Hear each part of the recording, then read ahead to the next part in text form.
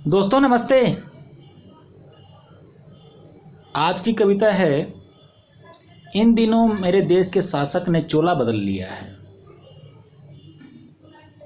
इन दिनों मेरे देश के शासक ने चोला बदल लिया है, उसकी दाढ़ी बढ़ती जा रही है।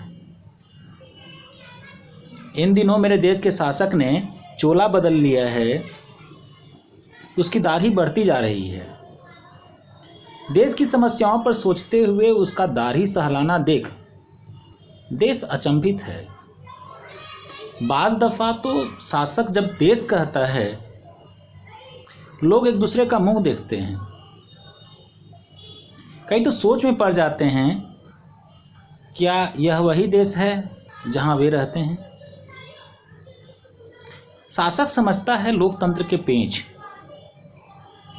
शासक समझता है लोकतंत्र के पेंच। वह हर चुनाव में अपना रंग बदलता है,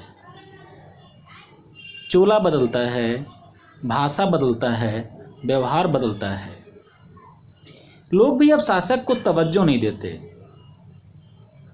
लोग भी अब शासक को तवज्जो नहीं देते, शासक को अभिनेता कहते हैं। लोग भी अब शासक को तवज्जो नहीं देते, शासक को अभिनेता कहते हैं। शासक उन पर लाठी चलवाता है, लोग तब भी नहीं डरते। शासक उन पर गोलियां चलवाता है, लोग तब भी पीछे नहीं हटते। शासक चुप हो जाता है। शासक जानता है इस मुल्क में 5 साल की मियाद तय है। कोई चाहे भी तो दाढ़ी नोच नहीं सकता। शासक जानता है इस मुल्क में 5 साल की मियाद तय है। कोई चाहे भी तो दाढ़ी नोच नहीं सकता। इसलिए वह मनमानी करता है। वह धीरे धीरे देश बेच रहा है। अखबार वाले उसकी आरती उतारते हैं।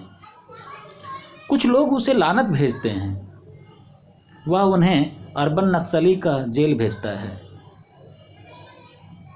वह उन्हें अर्बन नक्सली का जेल भेजता है। शासक और जनता दोनों जानते हैं, इस शासक के पहले भी एक शासक था और उस शासक से पहले भी एक शासक। यह सिलसिला लंबा है और लंबा चलेगा। शासक और जनता दोनों जानते हैं, इस शासक के पहले भी एक शासक था और उस शासक से पहले भी एक शासक। यह सिलसिला लंबा है और लंबा चलेगा। कोई हिटलर होगा तो कोई कुछ और। कोई खेतों में फसल बोएगा तो कोई गिनेगा लाशें। हाँ, तो कोई फसल बोएगा तो कोई गिनेगा लाशें। बहुत बहुत शुक्रिया दोस्तों, धन्यवाद।